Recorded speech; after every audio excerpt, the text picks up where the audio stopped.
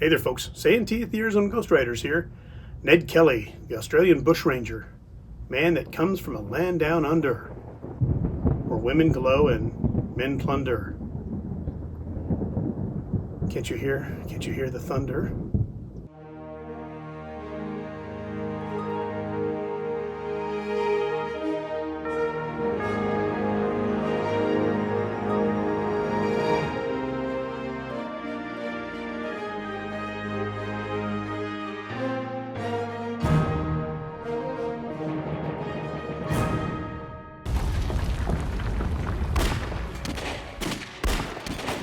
I realize this is not American history. However, the story of Ned Kelly and his gang runs a parallel to our Old West. Let me explain. In the 1860s, citizens of Australia could choose subdivided land to farm or raise livestock on. It was called selection. This endeavor can be met with many hardships that can basically put landowners riding the poverty line. This was the case with the Kelly family in the colony of Victoria.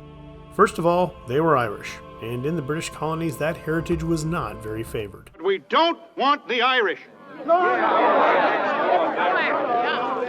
In 1854, Edward, also known as Ned, was born as the third of 8 children. The Kellys all lived in a hut in Beveridge. That selector process didn't work out for them in the coming years, and that left them constantly starving. The father never was able to provide for their ever-growing family, and ended up a convict who lost the will to live, leaving a 12-year-old Ned to be the man of the household. Just a year earlier, he saved another child from drowning and was presented a green sash and accolades from the parents. So, he was a daring boy. Being raised with a hatred towards British law, Ned started going down the wrong path. He was hanging around with bushrangers like Harry Power, which got him thrown in prison a couple of times. He did have some legitimate work, but the charges against him eliminated any really good jobs. Eventually, Ned joined a gang. Known as the Greta Mob, it was a band of young men who wore flamboyant clothing with white banded collared shirts, sashes, and elegant riding boots.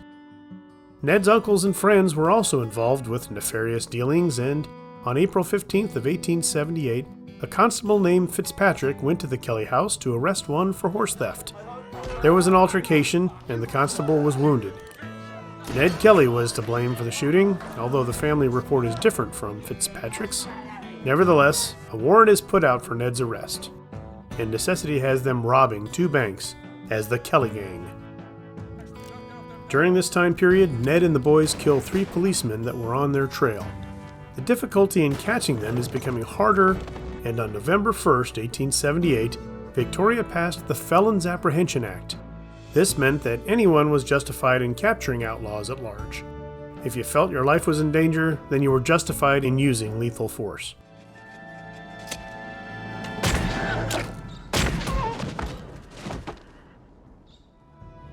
Through some deception among one of his close chums, Ned learns that the police force is coming for them. So, 4 sets of armor are made from leftover farm implements, and the Kelly Gang prepares to go to war. On June 28, 1880, they set about derailing a police train in Glenrowan, and the night before stayed at the inn with a bunch of hostages, which ended up being partying sympathizers. Word got out about their plan, and the inn was surrounded by police. The bloody shootout that followed claimed the lives of the other members and a couple of civilians.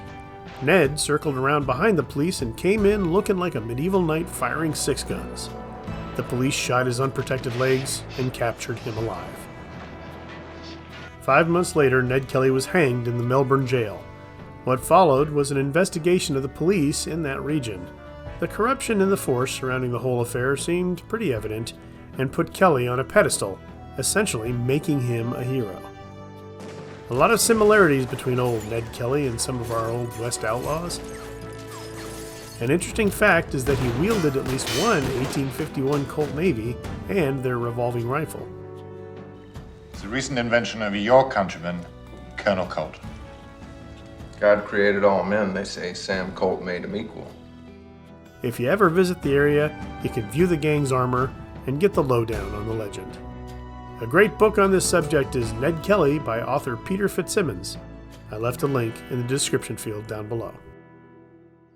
Well, folks, that's it for another episode. Thanks for watching. Boy, that Ned Kelly was apparently very accurate with a firearm. Man, he was a tough dude. And I'm sure he could rival some of the outlaws we had here in the Old West, especially Arizona. All right, please like, share, and subscribe. And we'll see you on down the trail.